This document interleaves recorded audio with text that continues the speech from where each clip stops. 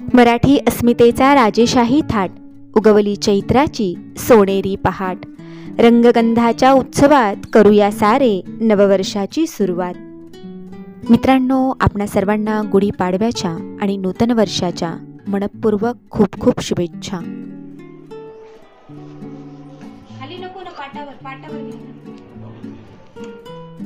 गुढीपाडवा हिंदू पंचांगानुसार नवीन वर्षाची सुरुवात.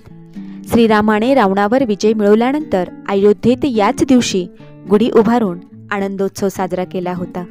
ब्रह्मदेवाने याच दिवशी विश्व निर्माण केल्याचेही मानले जाते. आणि मित्रांनो, गुढी उभारणे हे विजयाचे आणि समृद्धीचे प्रतीक मानले जाते. शिशिरातील पानझडीनंतर ऋतुचक्राने हळुवार कूस पालटावी आणि पर्णहीन वृक्षांना नवचैतन्याची चाहूल लागावी. रंगविभोर फुलांनी डवरलेल्या वृक्षाचे पुष्पवैभव न्याहाळताना आंबे मोहराचा हवा हवासा वाटणारा सुगंध यावा नि नवऋतूच्या स्वागतार्थ कुठेतरी दूर कोकिळेने राग वसंत गावा. सर्जनशील निसर्गाच्या रंग रूप गंध नादस्पर्शातील शालीनता म्हणजेच मित्रांनो वसंताच्या आगमनाची वर्दी होय. आणि चैत्रशुद्ध प्रतिपदा म्हणजेच गुढीपाडवा वसंत ऋतूच्या आगमनाचीच नांदी. मित्रांनो, गुढीला भारतीय संस्कृतीमध्ये, अध्यात्मशास्त्रामध्ये आणि वारकरी संप्रदायामध्ये आनंदाचे प्रतीक मानलेले आहे. संत ज्ञानेश्वरांचा एक सुंदर अभंग आहे. त्यात माऊली म्हणतात, त्या पांडुरंगाला भेटण्यासाठी ही गुढी मी खांद्यावर घेऊन नाचत नाचत पंढरीला जाईल.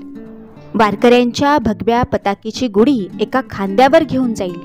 वाळवंटामध्ये ही गुढीच प्रतीक आहे एकतेची आणि समतेची. यावेळी संत चोखोबा यांनी सुद्धा सुंदर विवेचन केले आहे. टाळी वाजवावी गुढी उभारावी, टाळी वाजवावी गुढी उभारावी, वाटही चालावी पंढरीची. साने गुरुजी म्हणायचे, पंढरपूरचा विठोबा कोण आहे? तर महाराष्ट्राच्या जनशक्तीचा तो मुका अध्यक्ष आहे. आणि त्याचा दरबार कुठे भरतो? तर सर्वसामान्य जिथे एकत्र येतात त्या वाळवंटात भरतो. हे वाळवंट समतेचं आहे. या समतेच्या वाळवंटामध्ये सर्व वारकरी एकत्र आलेत, जाती धर्म विसरलेत, एकची टाळी झाली आणि समतेची गुढी उभी राहिली. म्हणून चोखोबा सुद्धा वारकरी संप्रदायामध्ये संत झाले. अशा वेगवेगळ्या पद्धतीने आणि वेगवेगळ्या संदर्भाने ही गुढी कधी भगवद्गीतेच्या माध्यमातून, तर कधी माऊलीच्या विवेचनातून, ज्ञानेश्वरीतून, तर कधी चोखोबांच्या आत्मप्रवृत्तीतून ही गुढी आपल्या समोर येते आणि आपल्या सर्वांना वेगळा आयाम देऊन जाते.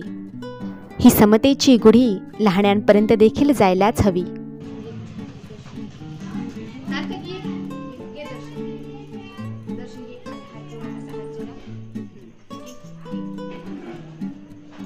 मित्रांनो, आपणही आपल्या आयुष्यामध्ये अशीच एकतेची, समतेची, विश्वबंधुत्वाची, वैज्ञानिक दृष्टिकोनाची, राष्ट्रप्रेमाची, वाचनाची, शिक्षणाची, अंधश्रद्धा निर्मूलनाची गुढी उभारूया.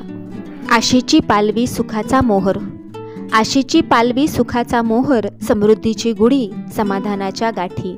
नववर्षाच्या शुभेच्छा तुमच्यासाठी. पुनश्च एकदा सर्वांना गुढीपाडव्याच्या खूप खूप शुभेच्छा. मित्रांनो, व्हिडिओच्या शेवटी आम्ही मागील 5 वर्षांच्या गुढीपाडव्याच्या आठवणी या ठिकाणी शेअर करत आहोत. व्हिडिओ शेवटपर्यंत नक्की पहा आणि आमची गुढीपाडव्याची तयारी, हा उत्सव तुम्हाला कसा वाटला कमेंट बॉक्समध्ये नक्की सांगा. पुन्हा भेटूयात पुढच्या व्हिडिओमध्ये. तोपर्यंत धन्यवाद.